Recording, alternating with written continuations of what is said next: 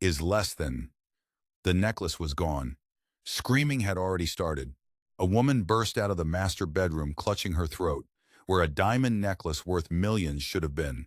And within seconds, the entire mansion erupted into chaos. Doors slammed shut. Security guards sprinted down marble hallways. Every servant in the house was ordered into the grand foyer and lined up against the wall like criminals awaiting sentencing. They stood there, trembling, 12 of them in total, uniforms pressed, eyes down. The owner of the mansion walked the line slowly, her heels clicking against the marble floor, her face unreadable, her eyes moving from face to face like she was searching for a crack in each one. She stopped in front of a young woman standing at the very end of the line. Rachel. Rachel never argued with anyone. She never raised her voice, never complained about the long hours or the short pay, never so much as looked anyone in the eye longer than she had to.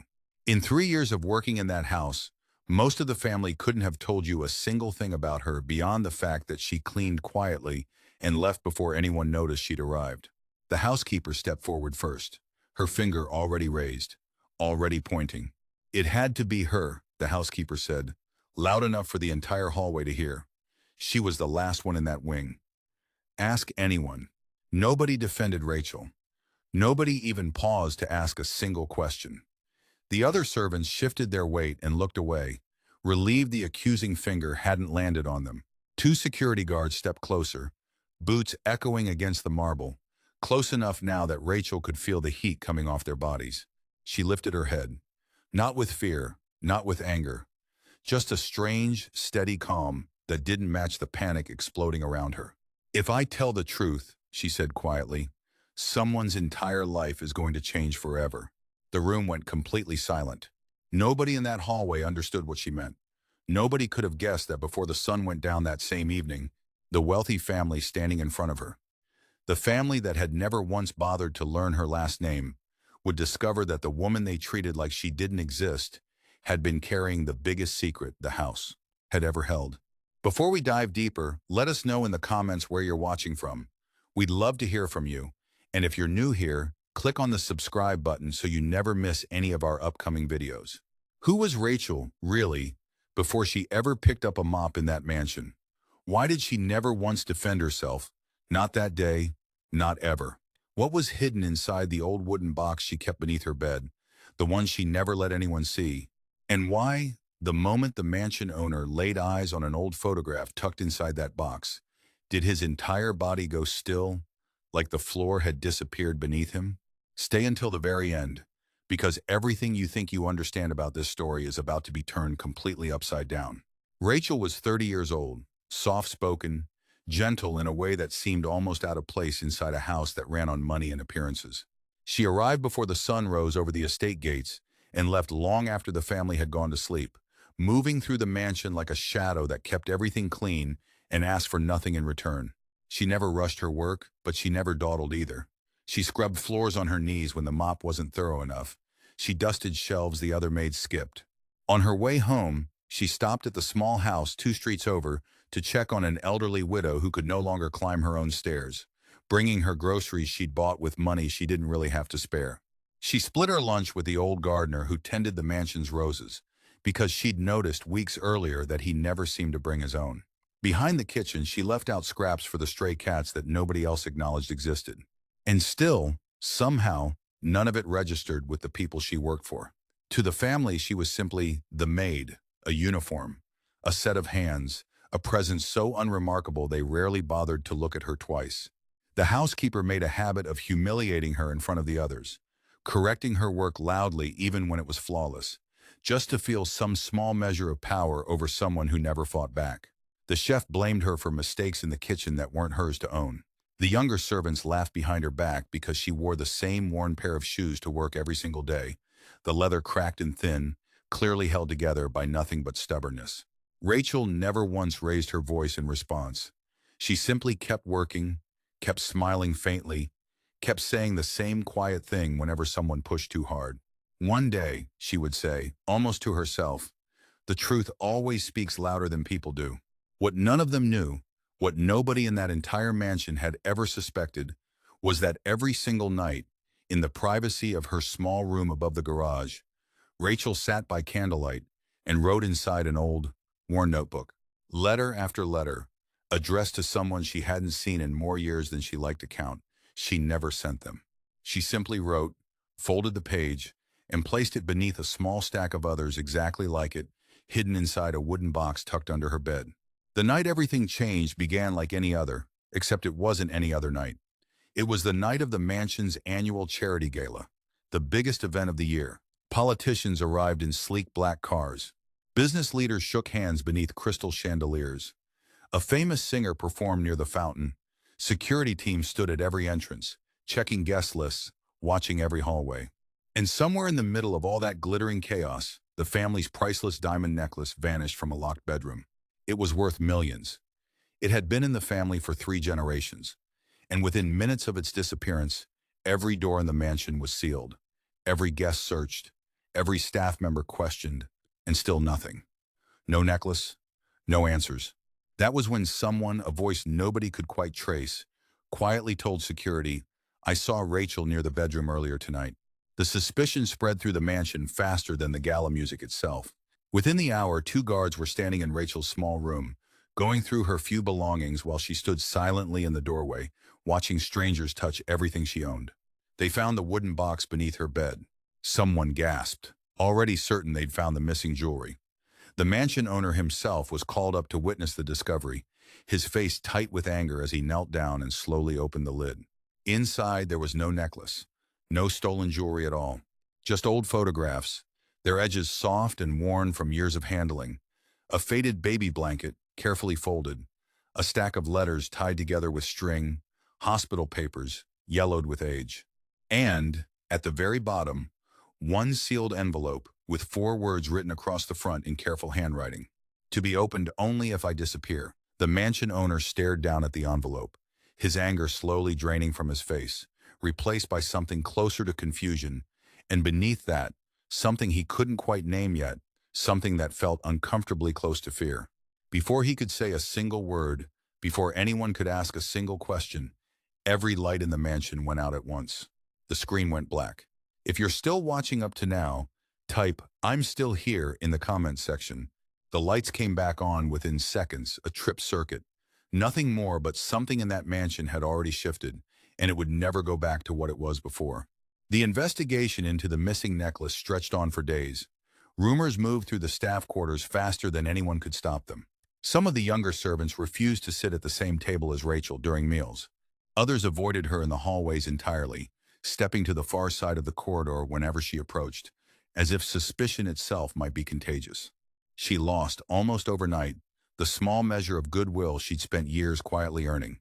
And still, every single morning, she arrived before the sun rose. She cleaned every room assigned to her without complaint. She never once raised her voice to defend herself, never once demanded that anyone believe her. Meanwhile, behind the closed door of his study, the mansion owner sat with the contents of that wooden box spread across his desk, reading through them 1 page at a time, and with every page, his hands shook a little more. Hospital records from a city 2 hours away, a birth certificate, a newspaper clipping, brittle and yellowed, dated almost 25 years earlier. The headline described a house fire, a devastating one, the kind that made front pages for weeks. Beneath it, smaller print detailed a family's unimaginable loss, and the child who had never been recovered from the wreckage. He read the article 3 times before his eyes drifted to the date printed at the top of the page. It matched, almost exactly, a tragedy his own family had buried so deep in its history that most of the staff working in the mansion today had no idea it had ever happened at all. His hands were trembling now, not with anger, but with something far heavier. At the same moment, in a separate wing of the mansion, the head of security was reviewing hours of footage from the night of the gala, frame by frame, searching for anything that might explain how a necklace could disappear from a locked room in a house full of cameras.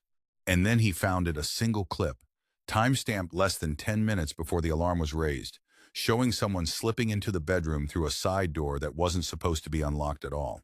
It wasn't Rachel. The necklace had never been stolen by an outsider. It had been hidden, deliberately, by someone who already lived inside those walls. But if that was true, there was only one question left standing in the middle of the room, and it was the one nobody wanted to ask out loud. Why would anyone go out of their way to frame a woman who had never once caused a single problem for anyone in that house? The mansion owner called Rachel into his study that same evening. She stood in the doorway with her hands folded in front of her, calm as always, waiting. He didn't ask about the necklace. He held up the newspaper clipping instead, his voice barely holding steady. "Where did you get this?" Rachel was quiet for a long moment before she answered. "It belonged to my mother, the woman who raised me." "And this?" He lifted the hospital papers, the birth certificate, his eyes searching her face for something he was terrified to find and terrified to be wrong about. "Those belong to someone else," Rachel said softly. "Someone who was never supposed to survive that fire." The mansion owner's knees nearly gave out beneath him. He gripped the edge of his desk, staring at her. 25 years of grief rising in his chest all at once. "You knew," he whispered.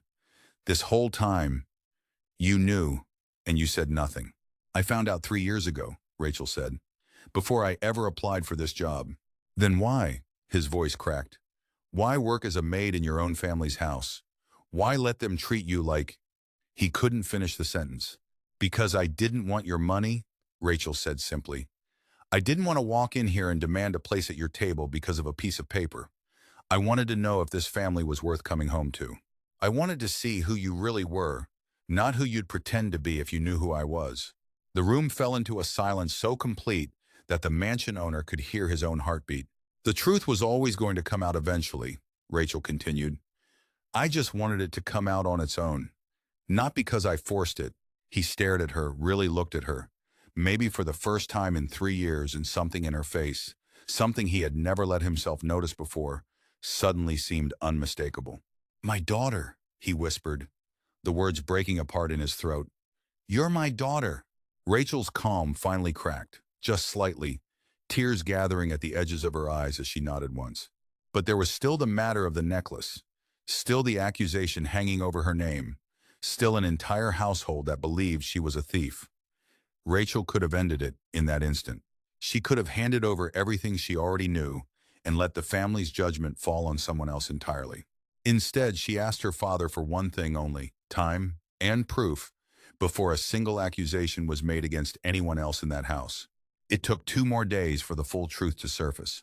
The security footage, combined with a trail of unpaid debts uncovered in a separate investigation, led directly to the mansion owner's own nephew, a young man who had quietly built up staggering gambling losses over the past year and had taken the necklace to sell, planning to replace it before anyone noticed, never expecting the theft to be discovered before he could cover the gap. He had let the blame fall on Rachel without a flicker of hesitation, certain that nobody in that house would ever think twice about which servant to suspect. Rachel had known, almost from the beginning, exactly who had really taken it. She'd noticed things nobody else had bothered to notice: his change in behavior, the phone calls he took in hushed tones, the way he avoided the security wing entirely in the days after the gala. She could have exposed him the moment suspicion turned toward her. She chose silence instead, until the proof was undeniable, because she refused to destroy someone's future on nothing but her own certainty. She had spent her entire life being judged by assumptions. She wasn't willing to do the same thing to someone else, even someone who had let her take the fall for his mistake. When the truth was finally laid out in full, the footage, the debts, the confession that followed once he realized there was nowhere left to hide, the mansion owner sank to his knees in the middle of his own study, unable to hold himself upright any longer. "My daughter," he said again, quieter this time, like he was still trying to convince himself it was real. "All this time, right here, and I never saw you." The apology that followed reached every corner of that house. The housekeeper who had pointed the accusing finger broke down in tears in front of the entire staff, unable to look Rachel in the eye.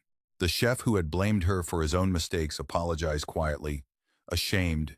The younger servants who had laughed at her worn shoes now understood exactly how little they had actually known about the woman they'd mocked. But when the family offered Rachel everything a new name on the family register, her nephew's punishment handed entirely into her control, public restitution for every humiliation she'd endured, she asked for only one thing in return.